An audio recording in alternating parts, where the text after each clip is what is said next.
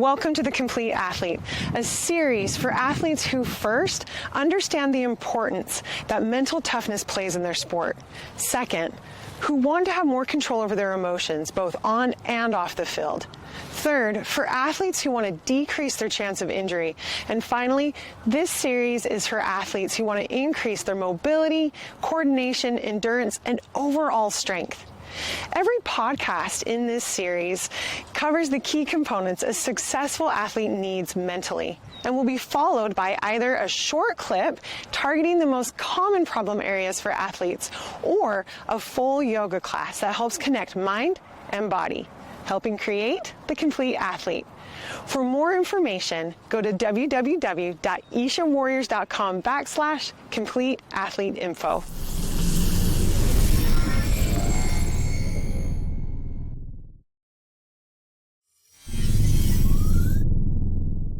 This is Monday Mindset with Isha Warriors, episode 26, In the Zone. Aloha! My name is Ali Lothane. I've been empowering and inspiring others through yoga for over 15 years, specializing in yoga for teens. If you are ready to live life to the fullest and love it along the way, let's enjoy the journey together.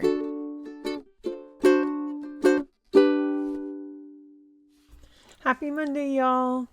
Hey, we are in week 3 of our Yoga for Athletes series, In the Zone.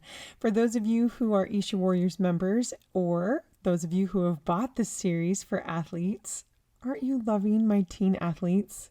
You guys, they were so incredible. Most of the teens in my Yoga for Athletes series, I had never met before the 15 minutes they showed up to come film with me. Most of them had never done yoga before. It was amazing to see how brave they were. Brave enough to be vulnerable, brave enough to try new things. And it was amazing to see how much they were able to do just in one session. I can honestly say filming this series has been one of the highlights of my yoga teaching career. Seriously, our youth are amazing. If you're a teen listening to this, you are amazing. Now, that didn't mean that I didn't have teens who slept in instead of showing up to film, or who totally ghosted me, never returned my call. Like, that's working with teens. That's just the way it is. That absolutely does not negate how amazing our teenagers are. And it makes me so happy that teens are listening to this podcast. Oh, how I wish I understood mental mindset and the power of thoughts in shaping my own life from such an early age. You guys are so lucky. Keep listening. For half the cost of what you spent on your child's uniform this season, you can get 6 weeks of life-changing journal prompts, yoga routines. You get to meet all my amazing athletes that I got to work with. And if you type in the code athlete in all caps, you can get $20 off. Do it for even less. So worth it. What does it mean to play in the zone? Okay, so today we're going to talk about what it means to play in the zone. And we're going to talk about 10 things that an athlete can do to mentally prepare before a game, so they are in the zone during the game. And if you're listening to this podcast and you're like, I don't currently compete in athletics, take these same principles and apply it to your next work meeting, to the next time you have to do a parent-teacher conference, whatever it is. We constantly have circumstances that we have to be in the zone for. So do not skip this episode. Apply these principles into wherever you find yourself in life. It's game time. Where is your mind at? Sports psychologist Gary Mack once said, "Learn from the past, prepare for the future, perform in the present." To be in the zone is to play in the present. Stress plus pressure is a combination that creates unnecessary mistakes. Stress is created by toxic thoughts that add unnecessary suffering to you emotionally, like anxieties about the future and remembered failures about the past. In the present, there is no pressure.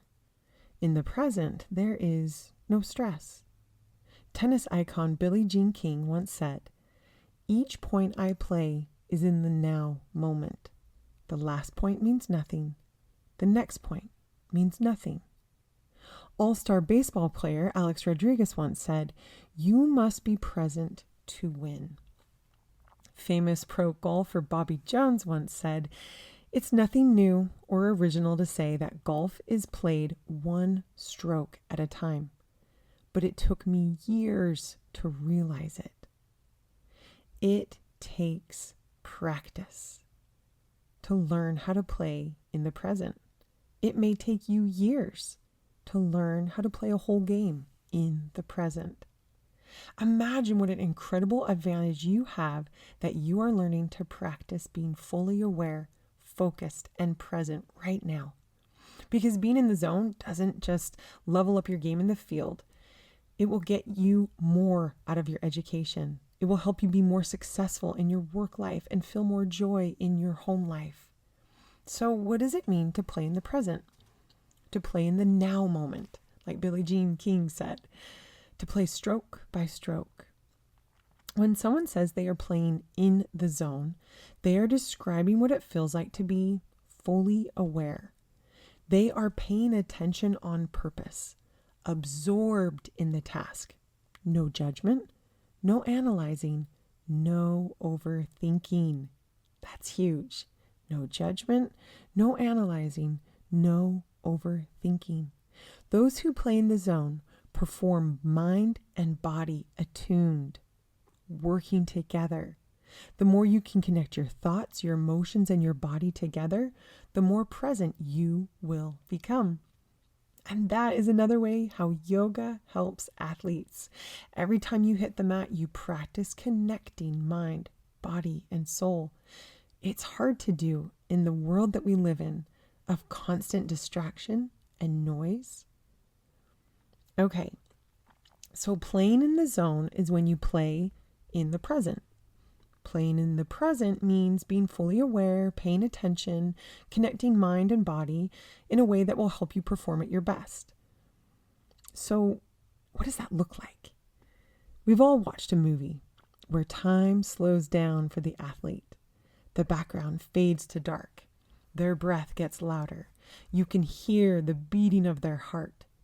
You see them focused entirely on the task at hand, and everything is still while they make that clutch shot, the touchdown catch, the winning race by a nose, the scoring, the winning penalty shot in a soccer match, and on and on.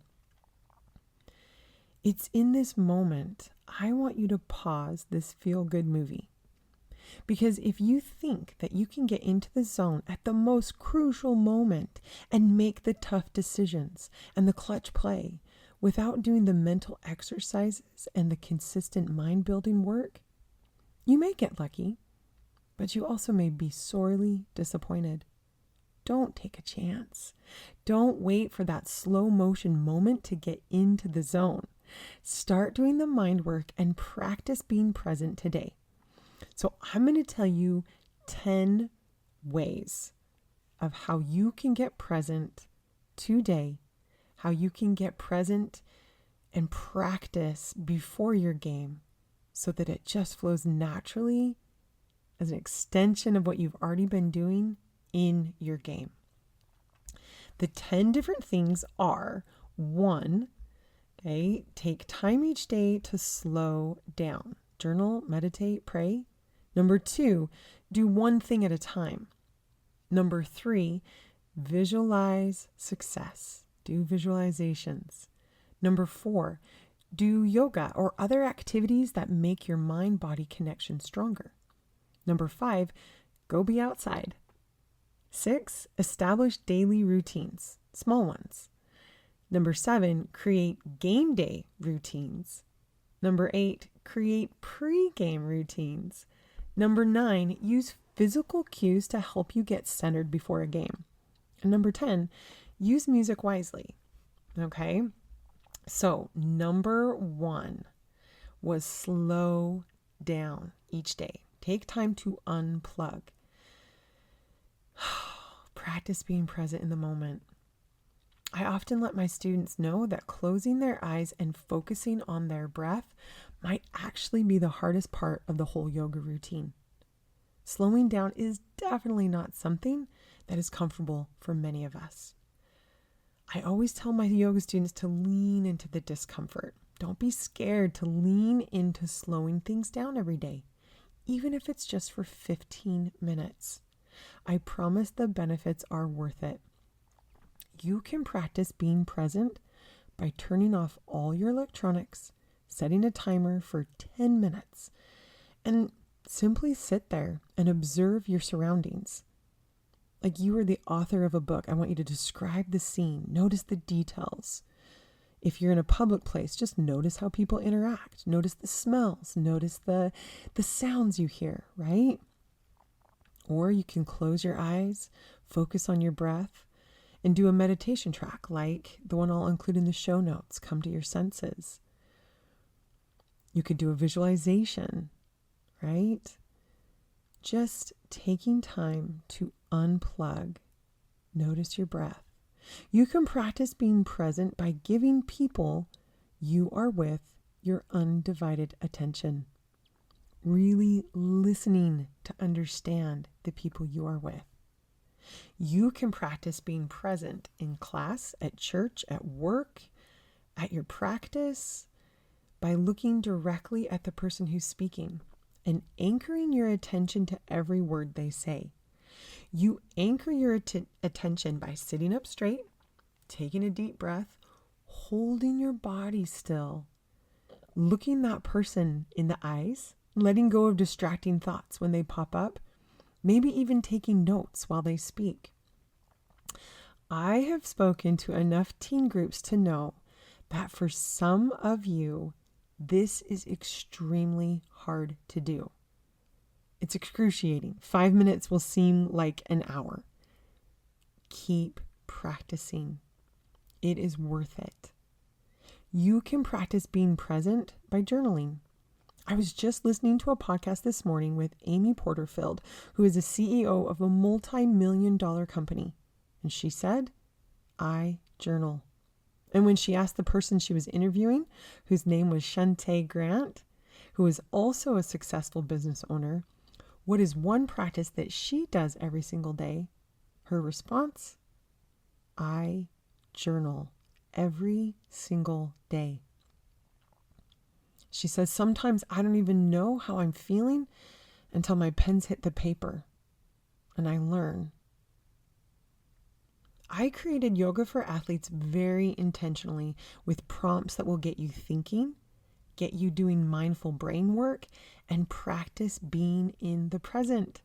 So if you are an Isha Warriors member and you have access to all the different programs I've created, or you've purchased the Freedom from Depression and Anxiety series or this Yoga for Athletes series, and you haven't taken the time to look at or print off the journal prompts, do it. Do it. Trust me. Trust the advice from millionaires who are super successful. Here's the thing. We all want to skip to the dessert. My grandma aunts made the best chocolate cake with chocolate icing. Oh my gosh, my mouth's watering just thinking about it. It was the first thing I would want to go get when we showed up to visit my grandparents. We all want to be the hero, totally in the zone, in that slow motion moment.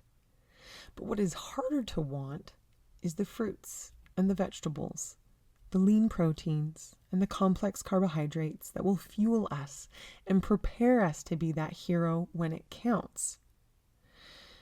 So, press the rewind button. Have you figured out what your why is and what you value in life? Do you understand your worth? What is your purpose, your dharma in this life? This is going to be an ongoing learning experience, okay? Yeah, 6-week session series isn't going to be the end all for understanding yourself, but it's going to help you understand what is most important for you to know right now. It may change as you get older, but do not think because you are young, you do not have a specific purpose. Identify your strengths and weaknesses and embrace both, knowing you can do so much good in this world with your strengths and that these weaknesses keep you teachable and humble. Journaling also helps build your self-assurance and confidence. Writing down things will help you combat comparing yourself to others. You guys, I've often heard that comparison is the thief of joy. I love what I heard Shantae Grant say. She said, comparison is the thief of self. It is tricky being a teenager. It is tricky finding the balance of figuring out who you are and then how you stay you and fit into your team or your squad. Journaling will help keep you grounded. And it does not have to be complicated. All right? Get working, y'all. Eat those fruits and vegetables. Get the emotional nutrients you need to fuel your life. Build up the mental muscles that will help you level up your game. Go old school. Grab a pen or pencil and actually write out your thoughts. Whether you're doing a journal prompt from one of my series or from some other place, or every morning you simply write 5 things you want to see happen that day. Every night you write a highlight, a low light, and an insight from the day. Or maybe just 5 blessings you noticed. Or maybe you write out 5 things you want to see happen tomorrow.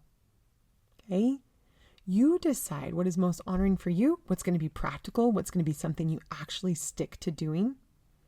Before you can consistently play in the zone and enjoy the sweet taste of just desserts, you have to do the mental work. You gotta consume the fruits and the vegetables and all the nutrients on a daily basis. Okay? So number 1, take time each day to slow down. Journal, meditate, pray. Number 2, do one thing at a time. I touched on this last week. The brain can only do one thing at a time. And it works most efficiently if you are intentionally telling it where you want it to go. My whole life, I prided myself on being a multitasker. But what I found over time and time again, is that doing all the things at once left me feeling fragmented, disheveled, rushed, exhausted. When I'm on the yoga mat, it's so much easier for me to focus on one thing at a time. No alerts on my phone or on my watch popping up. No kids asking things from me. No to-do list pressing upon me. It is in the recent years and months that I am able to take this idea of one thing at a time and bring it more into my daily life and my daily routines. Maybe it's just my personality, which tends to want to juggle multiple thoughts at the same time, or the minute I'm doing one thing, it makes me remember another thing that I was supposed to do, right? I get drawn in different directions quickly. Oh my goodness. You might relate to this when you're trying to focus on your homework.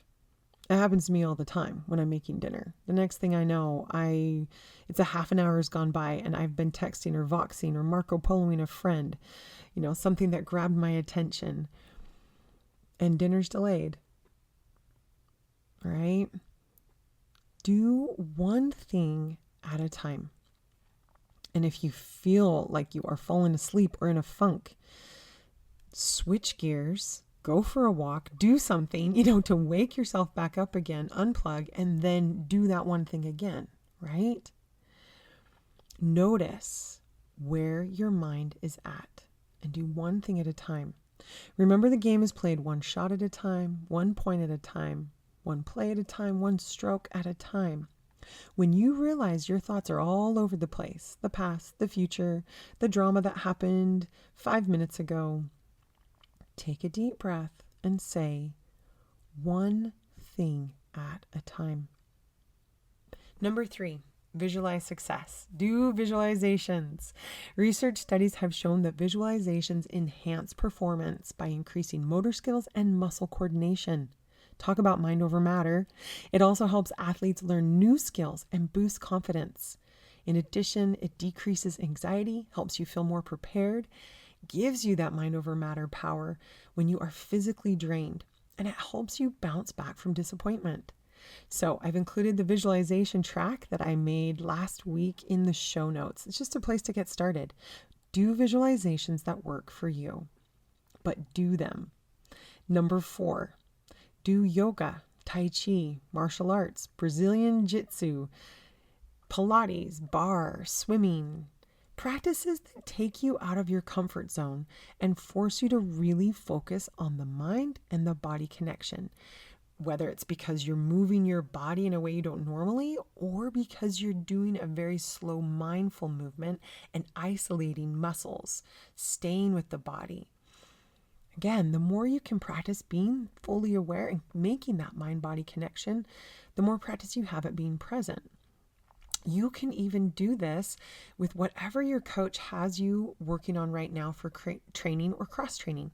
For example, if lifting weights is part of your training, don't just go through the motions of the reps. Focus on feeling the muscles that are engaged when you're lifting the weights. Notice the smells of the gym. Notice how you feel, right? Notice the temperature. Just be really present with what you are doing. Connect the mind and the body. Number 5, go for a walk outside. Nature therapy is real. It is more than just exposing your skin to the sun's UVB rays and getting that vital vitamin D. Being outside improves the immune system and boosts natural endorphins, which improves your mood. Studies have shown that simple act of walking outdoors increases creativity. Wake up your senses, your imagination, your brain. All those things can help you get out of a funk and into the zone. So go for a walk, be outside, breathe in deeply that fresh air. Number 6, establish routines. Small morning routines, nighttime routines, routines that you do when you start to feel anxious or scared. Routines, you might be thinking, that sounds tedious. I don't have routines. I don't want to make routines. Don't kid yourself. You definitely have routines right now. When you are stressed or you've had a long day or a rough day, what do? You absolutely have routines right now. They just might not be intentional, and they just may not be moving you in the direction you want to go to reach your goals. You have routines that are your default. Maybe you realize what you're doing. Maybe you don't. You do things to cope. You do things that numb your feelings, help you avoid your emotions, give you a place to check out of life. This is mindless swiping through social media, binge watching TV, hours and hours of video games, going down the wormhole of watching YouTube videos, eating like there's no tomorrow, gossiping, doing drugs, drinking alcohol, smoking. You have routines. We all have autopilot routines. I challenge you to create routines that are intentional. Create routines that help you process the emotions you are feeling and unplug from life when you need to. Checking out is a very different energy than unplugging. Checking out is, I give up. Unplugging is, I am taking a break. Self-care. Intentional routines will keep you in a healthy mental space and propel you to your goals. Routines increase confidence, help you practice being in the present, let your skills flow more naturally. They help you relax more. They help you bring more awareness to where you need to work on and improve in areas and where your strengths are at. When you look into the daily routines of elite athletes, everything is thought through. The food they eat is intentional. The amount of sleep they get is intentional. The physical workouts and exercise they do, intentional. All-star athletes take responsibility for their life, and they understand very well that they are the hero of their own story. And not just the main character, but also the creator and producer of their life. Own your life. Create routines that will help you. I am going to share a couple examples of some daily routines, some game day routines, as well as some pre-game routines of professional athletes. But before I jump into this, I want you to remember two things. Remember to create realistic routines, game day routines and pre-game routines. And remember not to get so stringent with adhering to these routines that they become a stumbling block. Okay? Creating a routine is more than just wearing your lucky socks or your lucky necklace. It is focusing on things you can control in your day. So remember, you have to be realistic about how much time and effort you can dedicate to this while balancing school and friends and other things you enjoy in life. You are more than the uniform you wear. 2, remember to be flexible.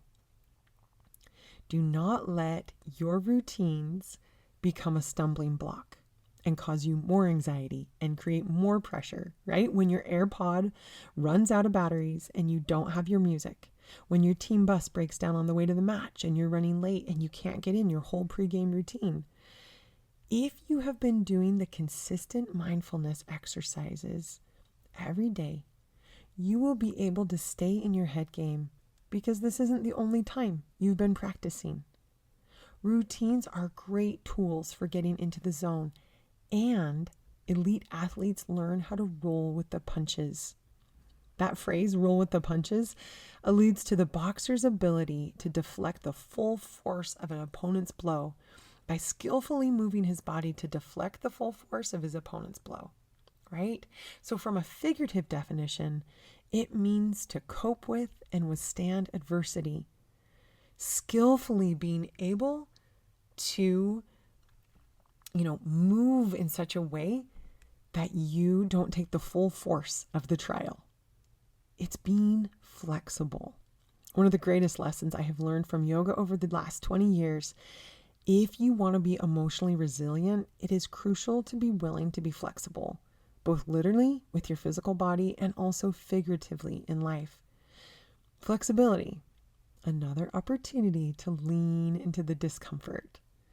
So definitely listen in as I list out some suggestions from the greats and how they get into the zone, and know that you may need to be flexible in executing things that are right for you. Okay, so Patrick Mahomes, an NFL football quarterback, his routine was to get up at the same time every morning. He was up by 7 a.m., often without an alarm. His bedtime was 9:30 at night. 10 p.m. at the latest. Even as a young player, Patrick Mahomes was very disciplined in his sleep schedule. That was a routine that he felt was very valuable, and he made sure to make it a priority. Sleep for him. Bryce Harper, was a baseball player. He said, everyone talks about getting 8 hours of sleep, but I prefer 10 during the season. It's the best for your body. So again, another person that felt like sleep was something they wanted to make a priority in their routine. Okay.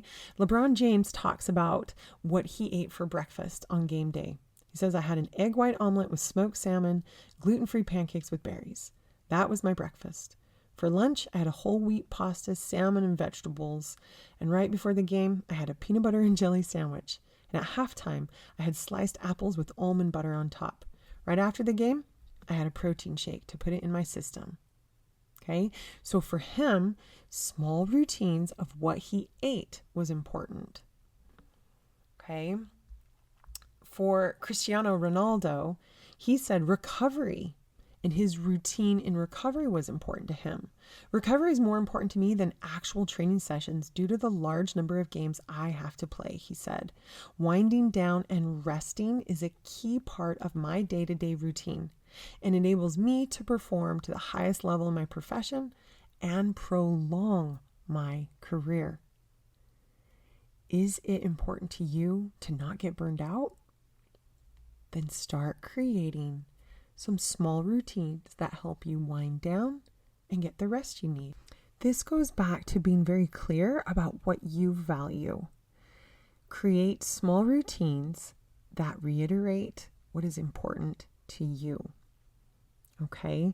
So just small routines, little changes in your morning or your evening, maybe in the way you eat, the amount of sleep you're getting, will make a big difference in playing in the zone. I'm going to give you 2 examples of game day routines from 2 different athletes. All right. The first is from Michael Phelps, who we know is an 8-time gold medal Olympic swimmer. Every game day, he would start with a breakfast of eggs, oatmeal, and 4 energy shakes. When he gets to the pool, he does the same systematic stretching routine that hits all the major muscle groups. Then he swims the exact same warm-up laps, some slow and long, some fast and short. And then he gets out of the water, wrestles into his racing suit, and listens to music that pumps him up until it's time to compete. All right, that's what his game day morning looked like.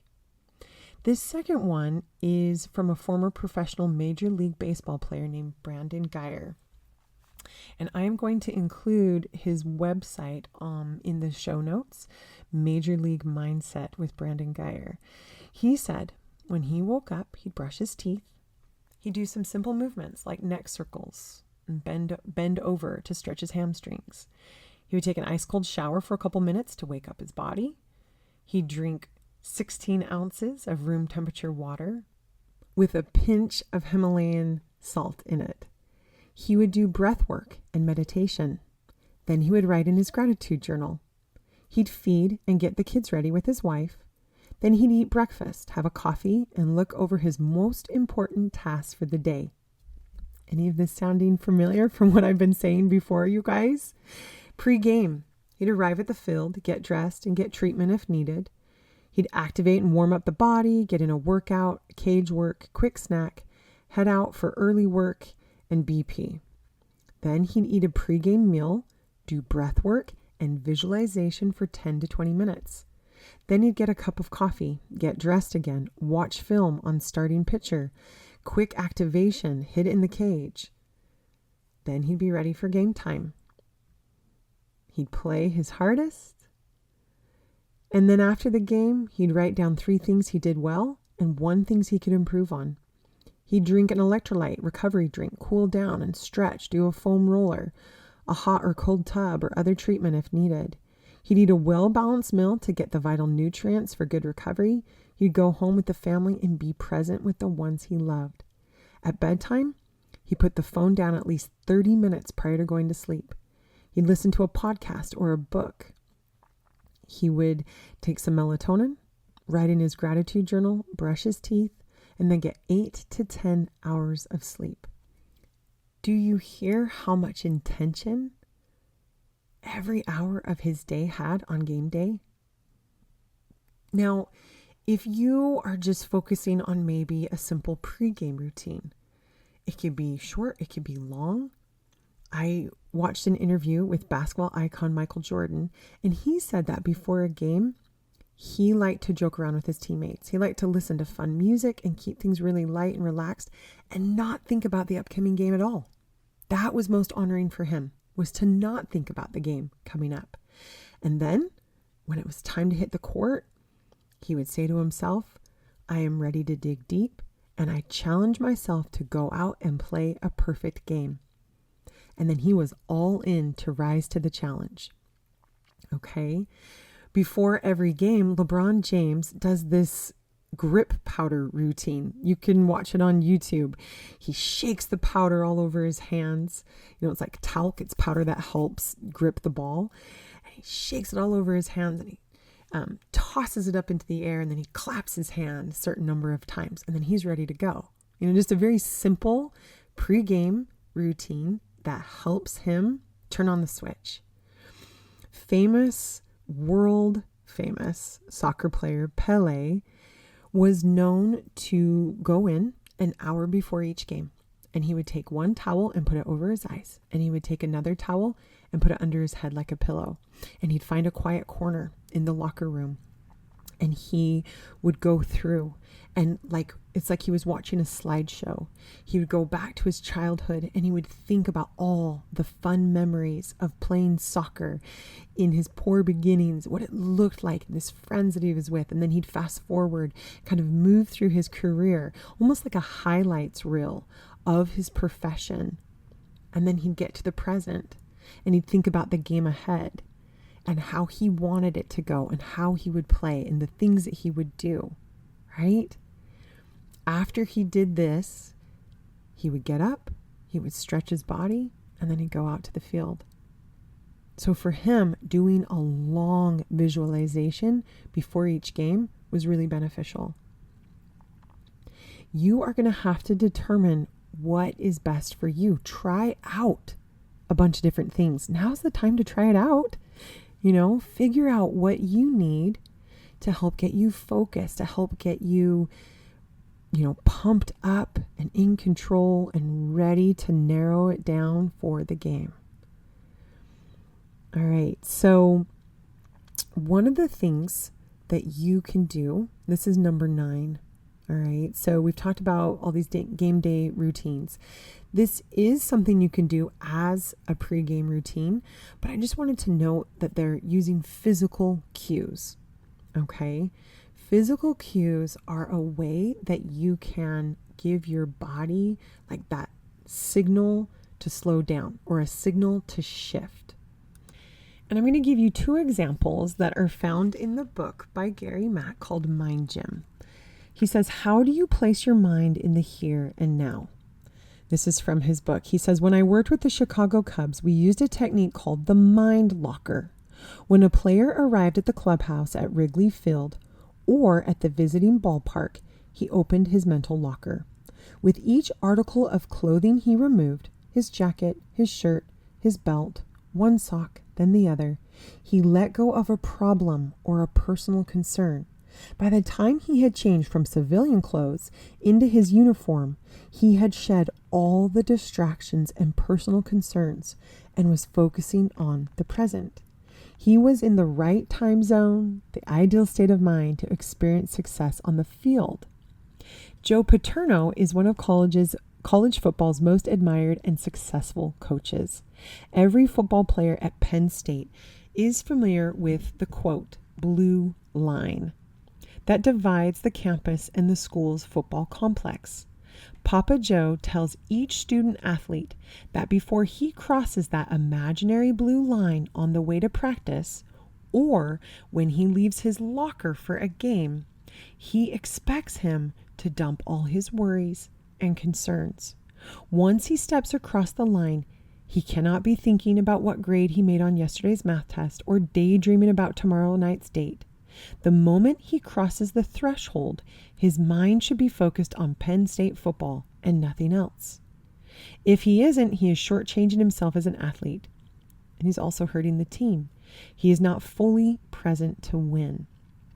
Okay, so in your life, in your circumstance, can you use those mental and physical cues? Is there a space that you can say, once I cross over this physical line, I let everything of the world go? Or once I get into the locker room and I am changing into my uniform, I can take that physical cue of changing my clothes and letting go of the day. In yoga, at the beginning of every class, I always tell students, when you walk through those doors, you let go of everything. You put it all on a shelf. You leave it all behind. You get on that mat and you are here in the present. I'm going to take good care of you. Okay? Same thing with when you are preparing yourself for that game. Are there physical cues that can help you let go of all the distractions, let go of all the mind stuff, and focus on the here and now? Christina Martin uses the physical cue of packing 2s of everything to help her prepare for her swim meets. So one thing that causes her anxiety is worrying about goggles breaking or a cap breaking or a swimsuit coming up missing or something. So one of the things that she physically does to prepare for a swim meet is to pack 2 towels, 2 swim caps, 2 goggles, and 2 swimsuits. It helps her feel prepared for whatever can happen. Are there things that you can do to help eliminate excessive anxiety for you? This is going to be so individual. All right. So you decide what is best for you, but maybe using a physical cue. When you put on a certain something, you are associating that with a mental cue or a mantra that is empowering to you. All right. So number 9, use physical cues. And the last one is music. Number 10, music is powerful. It can calm you. It can excite. It can boost your motivation. It can elevate or dampen your mood. Listening to the same music track as a team can bring team unity and create a mental link with each other. I was just reading an article about how a rowing team always listened to the same track before they were getting ready for their meets to get them all in sync. When I was reading about LeBron James's game day routine, I thought it was interesting that hours before his game, he listens to hip hop, EDM, things that have a beat, while he's doing his physical training exercises. And then he takes an hour or so during that game day that he listens to classical music, Beethoven, something relaxing to help calm the nervous system and find balance. Then right before the game, he pumps himself back up with the beats. LeBron James understands the power of music. So you have to figure out before a game, are you needing to be more pumped up? Or are you anxious and you need to be calm, right? And then prescribe yourself with the right kind of music that's going to help you get in that zone. Be wise in your choice of music that you listen to. Okay, so 10 different ideas for how to help you get into the zone. You may have to try out different things. Maybe you're like Michael Jordan and you need to just keep things light and joke around and interact with your teammates before a game. And that's what's going to help you, keep relaxed and then switch into it. Maybe you need to do what Pele did and take an hour of like that quiet time and that visualization time, right? You're going to know what is best for you. I hope that the biggest thing you take away from this podcast is that your ability to play in the zone during a game is directly correlated to how much time you practice mental strategies, you practice being present and fully aware and intentional every day. Don't wait to try to get into the zone for that slow motion moment. Practice getting into the zone every single day. 1, take time to slow down each day. Journal, meditate, pray. 2, do one thing at a time. 3, visualize success. 4, do yoga or other activities that make your mind-body connection stronger. 5, go outside. 6, establish daily routines. 7, create game day routines. 8, create pre-game routines. 9, use physical cues to help you get centered. 10, use music wisely. Good luck getting into the zone. And just notice how you can get into the zone in so many different aspects of your life, not just in your favorite sport. A champion on the field and off the field.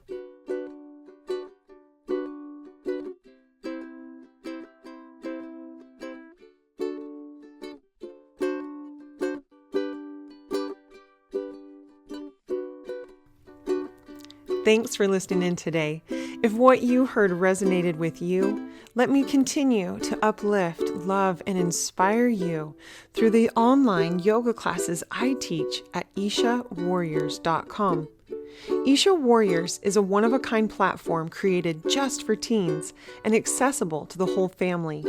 We offer chair yoga, beginner's yoga, all levels vinyasa and restorative, so yoga can meet you and your family's needs wherever you're at on your journey. If you enter in the code podcast30, that's podcast in all capital letters 30, you'll receive $30 off the annual teen membership. The first week is free, so why wait another minute to bring more peace and confidence into your life? See you on the mat.